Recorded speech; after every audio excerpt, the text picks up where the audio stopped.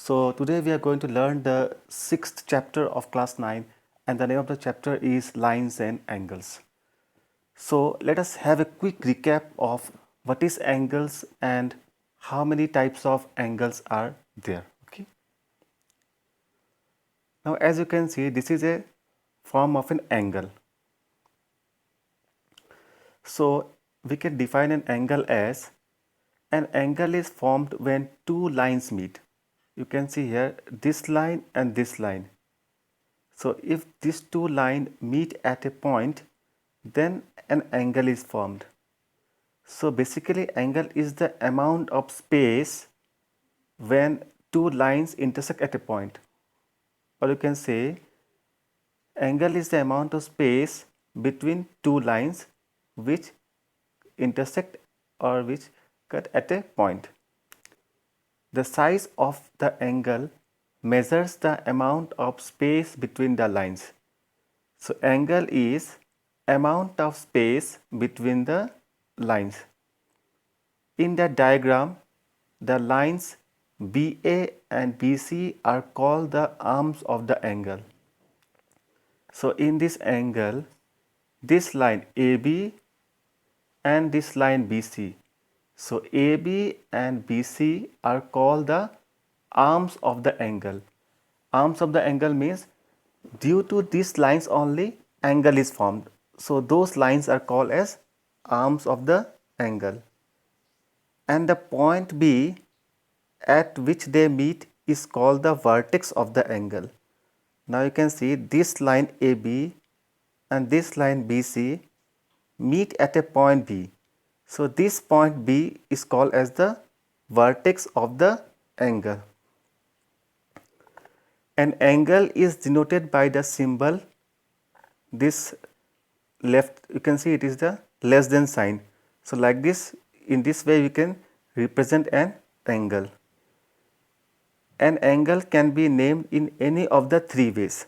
So we are going to learn what are the three ways in which we can name an angle. So you can see here, this B is the vertex, AB and BC is the arms of the angle, and this amount of space between the lines is called as the angle. So how we can name angle? We can name angle in three ways. Let us learn. First, by the letters, three letters. As you can see, A, B and C. So we can give the small letter A, B and C. In this way we can name. Then how we'll call them as the angle? We can call as ABC. That means angle ABC, or in reverse order we can say angle CBA. So in this manner we can do. This is the first way. Second way, by using a number. Now you can see here in the angle place 1 is given. So we can write like this. Putting a number at a vertex, instead of writing as a letter, if we write a number in front of the angle where angle is there, we can call this angle as angle 1. And the third way is using a capital letter. So you can see in space of angle it is given here capital B. So we can write the angle as angle capital B. So we can write either in either the small letters, either the number form or the capital letter form. So in these three ways we can represent any angle. Now how to measure angles? So one type is right angle.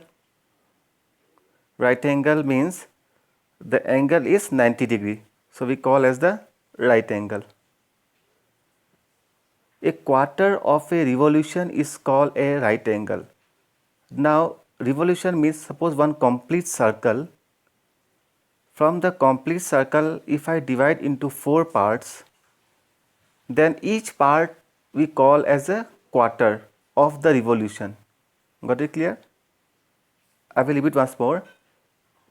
A complete circle is called as the revolution, and if this circle, if I divide into 4 equal parts, then each part will be a right angle. So we can call as a quarter of a revolution. A right angle value is how much? 90 degree. We use the symbol, this one, we use the symbol like this, okay, this symbol. We use this symbol to denote a right angle. Now straight angle. A straight line have a measure of 180 degree. So such measure is called as straight angle. A half of revolution or two right angles make a straight angle. So if I add one more right angle, I will get two right angle. That means 90 plus 90 will give you 180 degree, which is a straight angle. Or in other words, we can say a half of a revolution. For example, if this is a circle, if I take half of the circle, means half of the revolution, we can also call as a straight angle. A straight angle has the measure 180 degree. Acute, obtuse and reflex angles. Any angle that is less than 90 degree is called an acute angle. So this is 90 degree. So any angle which is less than 90 degree, so such angles are called as acute angle. Second is obtuse. Any angle which is greater than 90 but less than 180. So if I draw an angle which is more than 90 but less than 180, so such angles are called as obtuse angles. Reflex angles. An angle which is greater than 180 but less than 360, such angles are called as reflex angles. As you can see here, this angle is reflex. Now see, from here to here is 180 and again from here to here 45. So 180 plus 45, you can say 225. So remember, any angle which is greater than 180 and less than 360, such angles are called as reflex angles. Angles on a straight line. Angles on a straight line add up to 180 degree. It means you can see this is a straight line and we have two angles. One is angle A, other one is angle B. So in a straight line, the angles add together to obtain a angle of 180 degree. So if two angles, if I add the two angles and if I get 180 degree, then we can say those angles make up a straight line. As you can see here, angle A plus angle B gives you 180 degree. Angles at a point. Now you can see here, we have many lines which cut like this, okay. So we have angles A, angle B, angle C, angle D and angle E. So if such angles which makes a complete circle, then it means the sum of all the angles, that is sum of angle A, B, C, D and E will give you 360 degree. So remember, 360 means complete turn or a complete circle. So if all the angles, if I add and if I get 360 degree, then it means it is a complete circle, okay. Pair of lines. Pair of lines means we are considering more than one, that means two or three, like that we can consider. So when we can call lines as intersecting. Consider the line L and K. So this is one line L and this is one line K. Now you can see here this line L and this line K cut each other at a point P. So such lines which cut each other at a point, those lines are called as intersecting lines.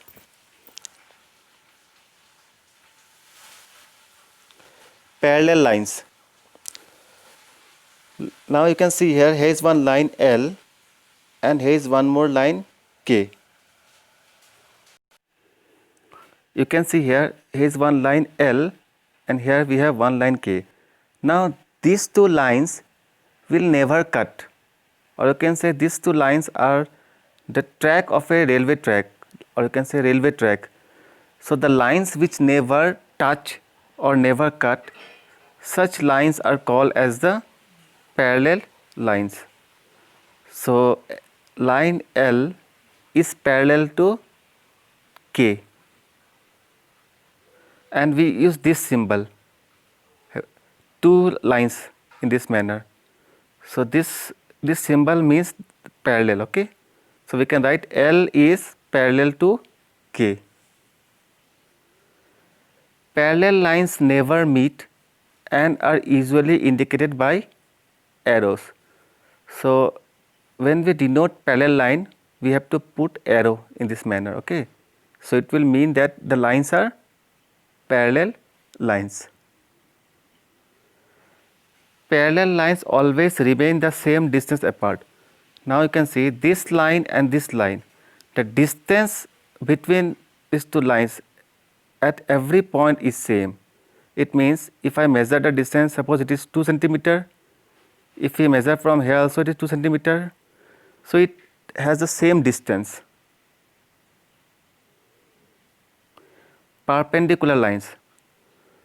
When two lines intersect at such a point such that the angle becomes 90 degree, so such lines are called as perpendicular lines, and we write line is perpendicular to K and the symbol is L perpendicular to K, like this.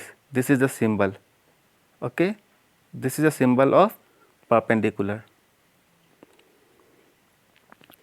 So the symbol perpendicular is placed where two lines meet to show that they are perpendicular. So you can see this symbol, it means that this line and this line are perpendicular. Parallel lines and angles. Now vertically opposite angles. Now you can see here we have one line and here also we have another line. So two lines are intersecting, okay, such that they are making four angles: angle A, angle C, angle B and angle D. So according to vertically opposite angles means angle A is equal to angle B, means it is vertically opposite, okay, and similarly angle C is equal to angle D. When two straight lines cross, four angles are formed. You can see here A, B, C and D. The two angles that are opposite each other are called vertically opposite angles. So the two angles which are opposite, like B and A are opposite, similarly C and D are also opposite. So such opposite angles are called as vertically opposite angles.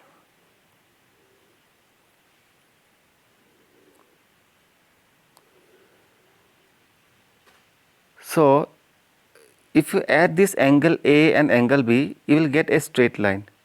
Similarly, if you add angle C and angle D, you will also get a straight line. So you can see A plus B is 180 degree. If I add B plus C also 180 degree. If I add B and D also I will get 180 degree. Corresponding angles. Now you can see here The diagram below shows a line L and 4 other parallel lines intersecting it. So you can see here we have one line L, okay, and we have 5 parallel lines. You can see here 1, 2, 3, 4, 5. Now you can see, have you seen these angles? Now these all angles are called as corresponding angles. So the corresponding angles are always equal. So this angle can be in the other side also. Suppose this angle is equal to this angle, equal to this angle, equal to this one, equal to this one. It can be either left hand side or suppose right hand side if we consider in this as left or right, okay. So such angles are called as corresponding angles. In the given diagram, the line L intersects two parallel line A and B.